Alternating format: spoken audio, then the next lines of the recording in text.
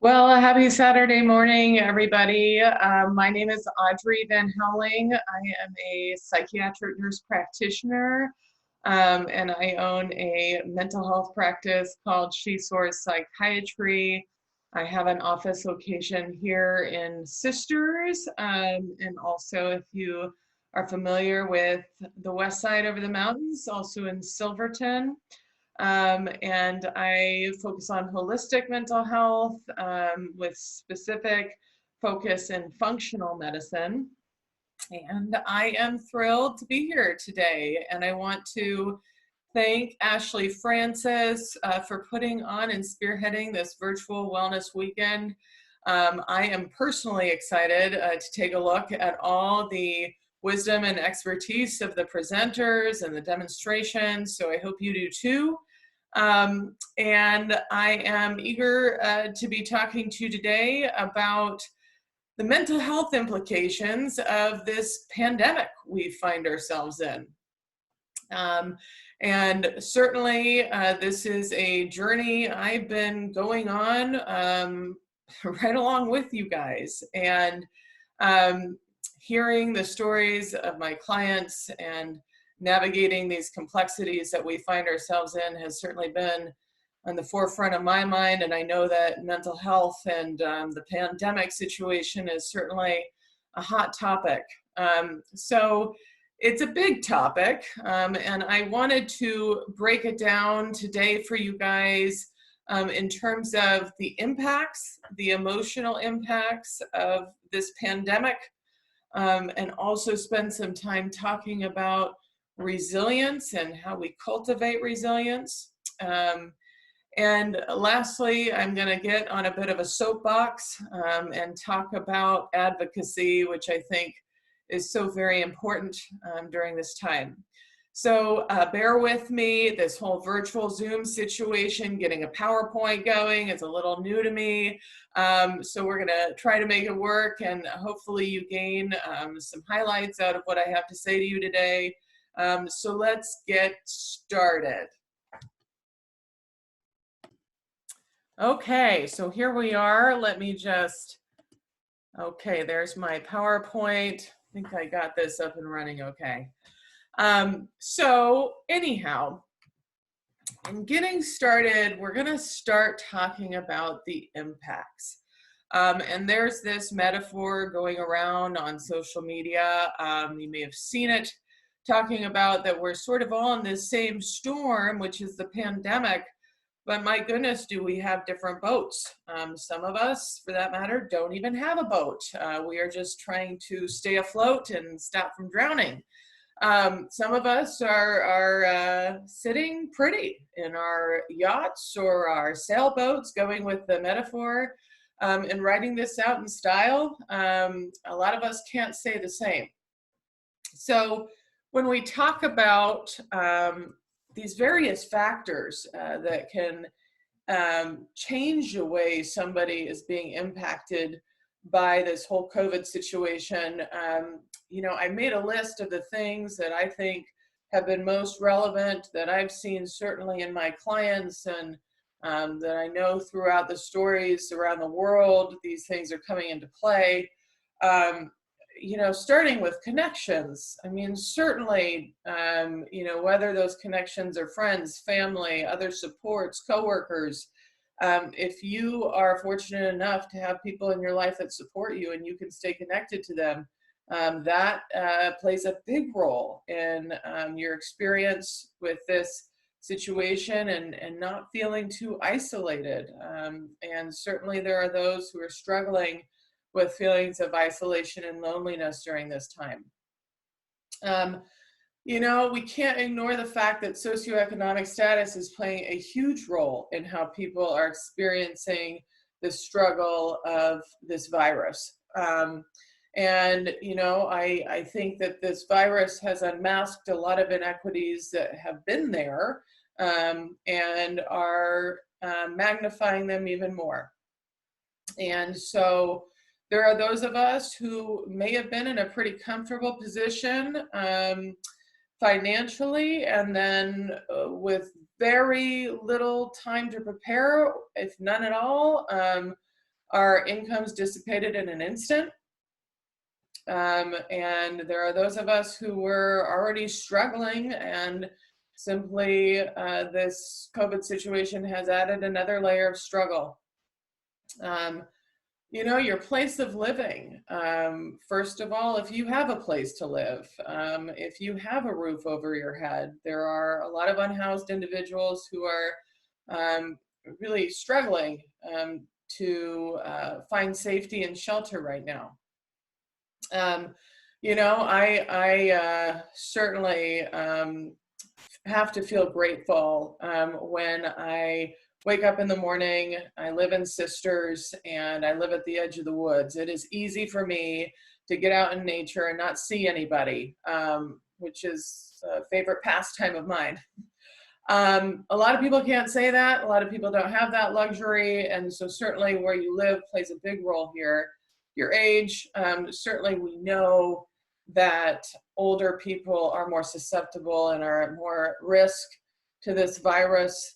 Your family situation, my goodness, this is a rich topic in itself. We could spend a long time just talking about this. Yeah, families are complex as it is, and if there were tough dynamics before pre-COVID, they're likely just being amplified now, whether those are marital dynamics, whether those are with your kids or other relatives, that it can be challenging. Some families are actually finding time to connect, and that time may not have been there in the past. So some families are also finding this to be a time where there can be a lot of quality connection as well. The whole homeschooling situation, I think there's been an uptick of calls to my office regarding the huge adjustments and mental health challenges when it comes to both parents trying to step into a role of being overseer and teacher, and kids trying to not only reconcile doing schoolwork at home, but also contending with the loss and grief of their classmates and activities. It's not easy. Job status obviously goes back into socioeconomic status. If you're lucky enough to have a job where you can work from home and maintain a stable income, be grateful, because a lot of people do not have that. And certainly, those folks with chronic medical conditions are finding themselves more susceptible and vulnerable in this situation. And also, for clients with a mental health history or pre-existing mental health conditions, and it's been interesting working with my clients. Some folks are finding that this forced time of rest is, their first time of rest and recovery in a long, long time. And it's actually been somewhat healing for those folks. Then there's folks who are, this isn't their first rodeo. They've been through dysfunction, they've been through chaos and trauma, and COVID is a bit of a drop in the bucket. And so for them, they feel like, in some ways they can ride this out. They've been there, done that. And then there are certainly those people who are struggling on the edge of desperation and are really grasping for hope. And lastly, certainly, obviously, your access to supports, that goes back to connections, but also supports in regards to healthcare and support systems. A lot of people are finding a lot of the supports that they had are more limited now, so that's certainly playing a role. You move this a little bit. There we go. So now I want to talk about the very real grieving situation that's going on, throughout the world in regards to this pandemic. COVID has meant loss for a lot of us, and grief is certainly applicable whenever there's loss.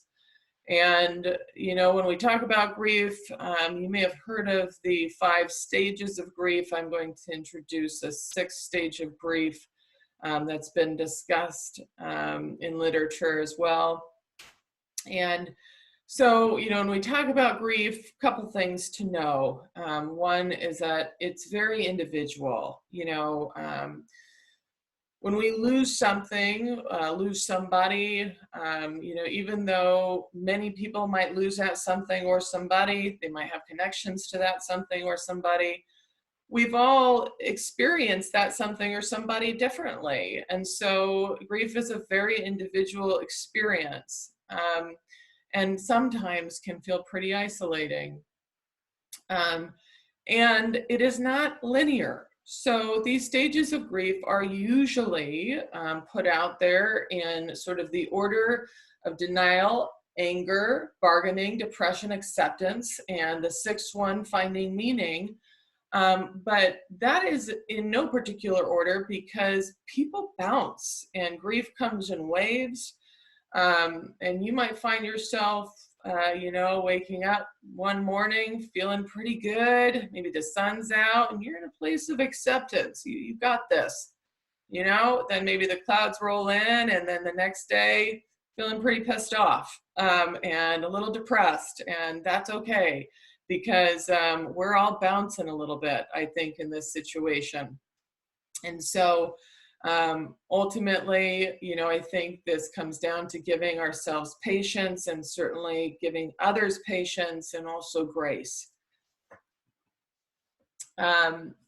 So some of you might be familiar with this image if you've taken a Psych 101 class or maybe even back in high school. This is Maslow's hierarchy of needs. And I think this is very applicable to a lot of us right now. This has sort of been floating around social media too, so it might look familiar from there as well. When you look at this pyramid, I want you to take a close look at sort of the bottom two foundations there when we talk about physiological needs and safety needs. I think it's hard to find many people who right now in this moment of time are feeling like they've moved much above that. Some people pre-COVID were, sitting pretty good, maybe even all the way up to that self-actualization tier on the pyramid where, a lot of things were going well in their life. And all of a sudden, in an instant, a lot of that stuff kind of crumbled. And here they are in this place of needing to know that they're going to be okay, their family members are going to be okay, and a lot of us are back in this place of survival. The virus in itself is a threat, and so many of us have adopted a sense of heightened hypervigilance, skepticism, watching our backs. We see that person walking down the street, and we know we have to move over. It's a both conscious and subconscious thing. And so, we take a look at these bottom tiers: air, water, food, shelter, sleep, clothing, reproduction at the bottom. How many people don't have that right now? A lot of people didn't have that pre-COVID. And now with those inequities being, again, amplified, we're seeing that more and more, unfortunately. And safety, personal security, employment, resources, health, property, a lot of these things have been jeopardized as COVID has settled in. So a lot of us find ourselves in a bit of a fight or flight mode, hypervigilance, and what I like to call the quarantine brain fog. When we talk about our energy resources, whether they're going to our physical or mental bodies, a lot of those resources are going towards this idea of survival, of I need to stay safe. And it is very much a stress response that can in some ways be very exhausting. And you may find yourself, in this place of hypervigilance, forgetting a few things. You sit down with your kid and try to do algebra and you have no idea what's going on. You might miss some appointments. You might feel a little foggy. And in I think a lot of ways, it's your brain recognizing what the priorities need to be on both a conscious and subconscious level. And sometimes that means that other things get a little lost. And so if you're feeling that way, I think a lot of people are right alongside with you. So, really, there's no algorithm here. There's no roadmap. We are all in uncharted territory. I think this is important to remember. There are always going to be people who tell us, what we should be doing, how we should be thinking. And at the end of the day, this is a very individual experience. So again, recognizing that we need to allow for patience and grace for ourselves and one another. In that same light, I think I've been seeing a lot of clients coming to me with a feeling of guilt. And I think there is guilt on both sides of the fence. I think if you are fortunate and you feel like, COVID actually hasn't been so bad for you, you may feel guilty for not feeling a little bit more sad or worried, kind of like a survivor's guilt. And if you're on the side of the fence where you're really struggling, you're feeling a lot of worry or fear, you may have some guilt for not feeling more grateful. And so at the end of the day, both sides of the fence can coexist, and we can allow it to just be a complex situation. We don't have to choose a side of the fence to be on, and certainly there doesn't have to be guilt attached to either side of the fence. A lot of people come to my office and they come to me and they say, Audrey, I need tools. I need a tool to deal with my anxiety. I need a tool to deal with my depression. And, tools are good. And certainly when we get into the topic of resilience, we'll be talking about some of that.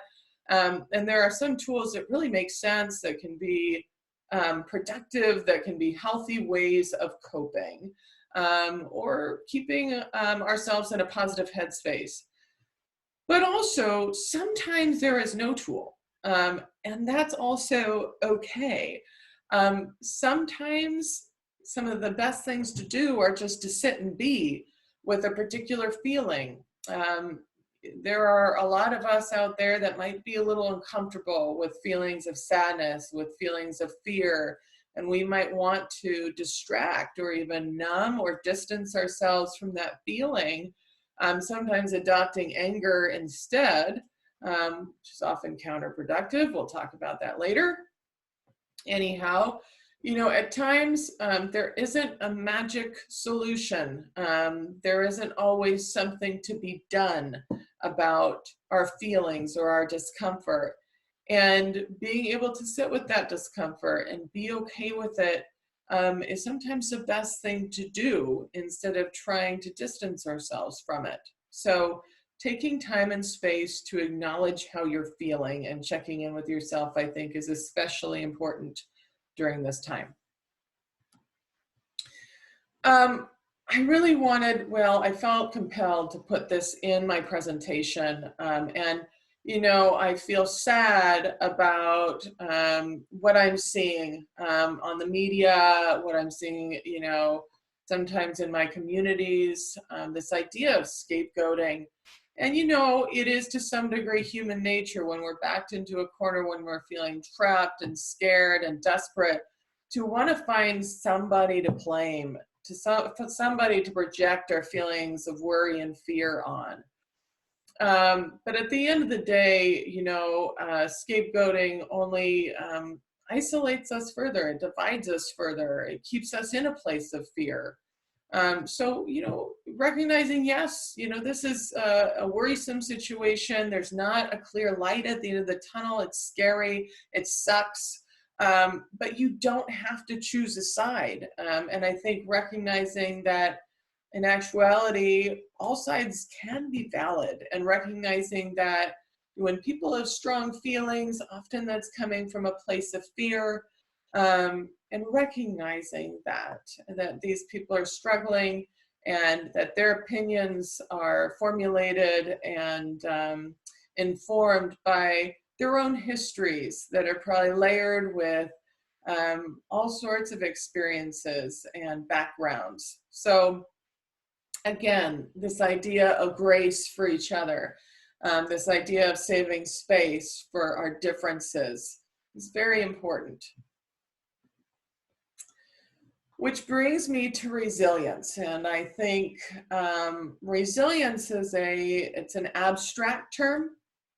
Um, a lot of people have different opinions about resilience, what resilience means. And when I was trying to formulate my thoughts, I think for me, the way I interpret resilience is it gets sort of divided into actions and thoughts.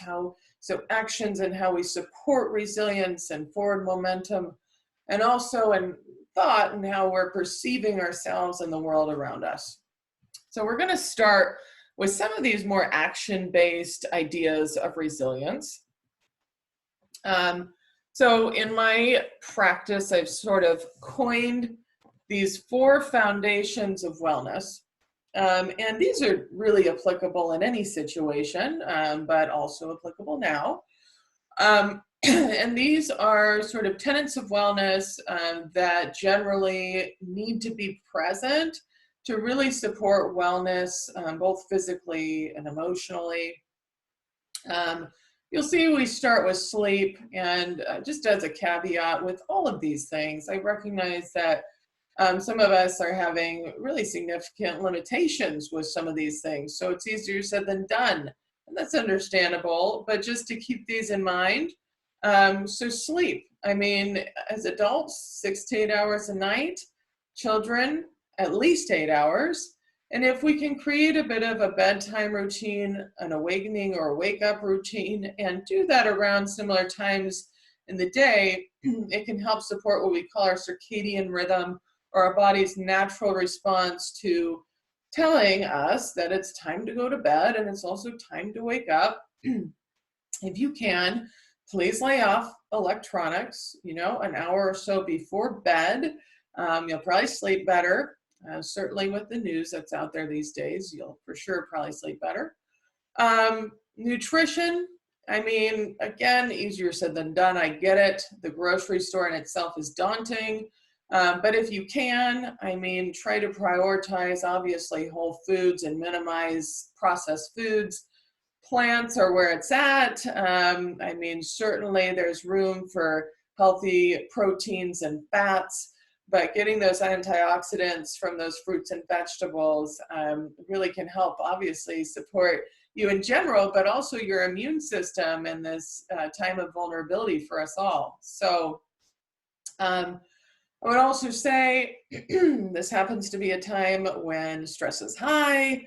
A lot of us might tend to gravitate towards the caffeine and the booze. That might be understandable, but please recognize that consuming alcohol in excess, or really, alcohol in general, can be a depressant. It is a depressant, and it can be certainly counterproductive as well to our emotional wellness. So movement, and I want to be pretty generous with this term. I don't care if you're going on a walk. I don't care if you're doing some yoga, you're streaming a YouTube video, you're dancing to Beyonce in your living room, which I may or may not have done multiple times during quarantine. But please try to get 15 or 20 minutes at minimum a day. If you can get more, awesome. If you can get outside while you're doing it, even better. But the point is to get up, get moving if you can. Certainly it's supportive of your physical strength and wellness, as well as your emotional wellness. Lastly, connection. We've already sort of touched on that, but a couple other things I'd like to mention when we think about connection. I want you to think about connection to whatever's meaningful for you. If that's a spiritual practice, I think that's very important during this time of uncertainty. It also goes back to those stages of grief where we're trying to find meaning. It doesn't mean we all say that this is happening for a reason, but it means that we might be able to gain something on a personal level or a collective level from this time of adversity. Also connecting to nature. I happen to be a big fan of that.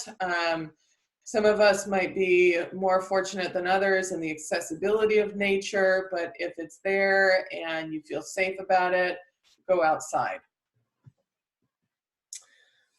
So now we're going to get into some ways of thinking to cultivate resilience. And probably the biggest thing I want you to think about is the concept of leaning into empathy. And empathy is a concept that opens our understanding. It allows us to be humble. So you'll see that certainly that openness and understanding and humility and empathy are all very connected. It's hard when we're in a state of anger, and as I state on this little graphic here, to be wary of anger. It's hard to be open. It's hard to be understanding often. And when we're in a place of anger, often we're defensive. Often we're not listening very well. And also it can be a little bit exhausting. Often it's associated in that defensiveness with a place of being territorial and sort of staying in our box. And in doing so, we're not able to connect with others as much. And it's actually in some ways more isolating. So thinking about that. So this concept of embracing vulnerability, if any of you are clients of mine or have been past clients of mine, you know that vulnerability is something that I really like to emphasize in my practice and what that means. Vulnerability is a big topic on its own, but I know that some of you who might be watching might see that word and might get a little uncomfortable, might think it's even associated with weakness. And, you know, a lot of us have grown up with this belief that somehow we are safer behind our walls. And we are safer when we're not vulnerable. And, you know, when you think about that and you take a step back from that, I want you to think about this idea that when you hide behind your walls, you're essentially telling yourself, I don't trust myself enough to show up in my authenticity. I don't trust myself enough to ask for help. So are you really staying safer behind those walls? And so in this time where a lot of us are feeling more vulnerable, recognizing that to reach out, to ask for help, to share how we're feeling, might have more benefits than we might think. Seeking perspective. I mean, I have spent a lot of time thinking about some of my relatives who have been through a lot of adversity, and certainly thinking just about on a historical context and perspective, what past generations have been through and what we might gain from that. I think of the lost generation. These are folks that went through the Spanish flu of 1918. They went through World War I. They went through World War II. They went through the Great Depression. They may have even gone through the Cold War. These folks went through a lot. And, you know, recognizing that, you know, folks have faced enormous trials before and have come still to a place of resilience is in some ways, at least for me, comforting. And it allows us to reframe adversity a bit. It allows us to think about, you know, out of this struggle, we might be able to salvage some lessons of humility, of connection, of hard work and innovation. And lastly, I'm just going to mention the concept of gratitude, which I mean, I think speaks for itself, but I encourage all of you to try to incorporate gratitude into your day, whether that means journaling about things you are grateful for each day, or just taking mental notes, maybe as you take your walk and you're looking at your surroundings, thinking of your family. Maybe even it's just your breath or your spouse's breath or your child's breath, that you're alive, that you're here. But finding something. A couple other things that I think are worth mentioning. Creativity, I think, has sort of exploded in this pandemic. It's been interesting to see. I think for sure there are a lot more seamstresses out there. I can't say I have learned to sew yet, but I've been very inspired by all of you sewing masks, and I've heard of people now sewing their own clothes because they started with masks. Anyway, I'm pretty fascinated by it. I should probably get on that train. But creativity is something that I think has given people an outlet and a way to express sort of what they're feeling on an emotional level. And certainly that has merits when it comes to resilience. Humor, I mean, yeah, we all need to laugh. And, you know, this is, I think, such an important thing to remember when it comes to, you know, resilience. And I think some of us, again, going back to this guilt, feel a little guilty for having these moments of silliness and joy. But sometimes it's when we're in these dark places that, you know, the lightness of life is even more amplified. So I hope you're having moments of silliness and laughter. It's so important.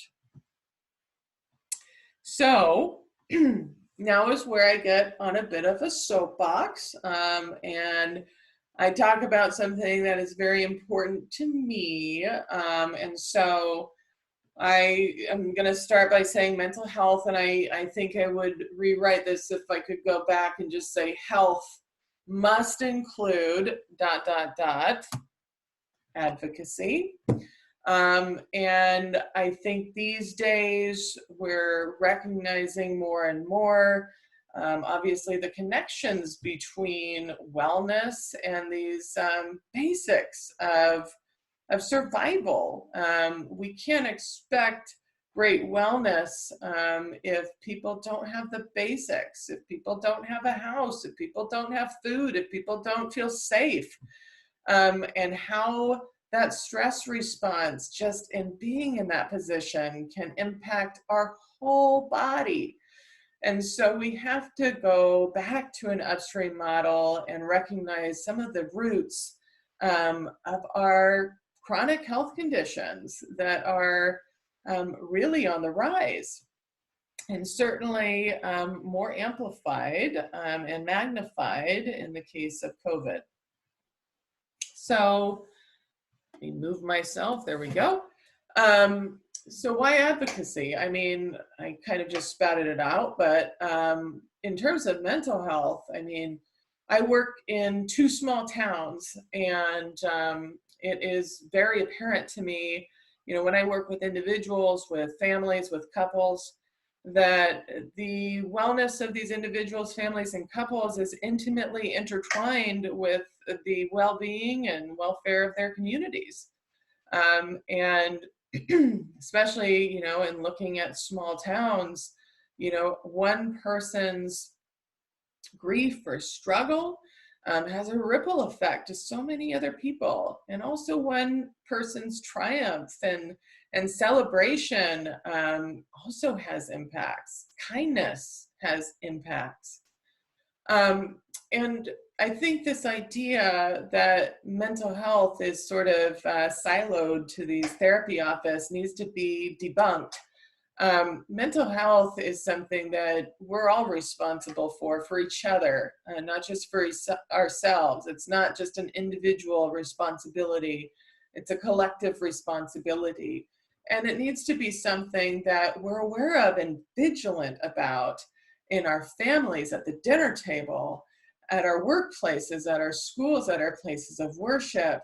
That these things, when we talk about emotion, when we talk about struggle, that there's openness. And I think especially as we are navigating this uncharted territory with COVID, this has to be something that we prioritize. The idea of simply checking in with each other is something that we all should be thinking about doing more of as we might return to our places of work, or our schools, or our places of worship. Check in with one another and allow space for that struggle to be heard and discussed and open. And truly, you know, we can't expect great stability amid great desperation. And I think sometimes we put a lot of responsibility on individuals, and I am all about hard work and goal setting and self-responsibility, but there are also systems in place that in many ways can keep people trapped. And being able to recognize those systems and speak out and advocate for our neighbors and our family members and those close to us is part of our collective humanity as we go through this experience and in general. So to sort of conclude, I think ultimately, this is all taking a whole lot of courage. And it takes courage to wake up in the morning and believe that things are going to be okay. It takes courage to believe that things might change. It takes courage to hold on to hope. It takes courage to recognize the differences of how each other are experiencing this. It takes courage to let down our own walls and to connect to one another.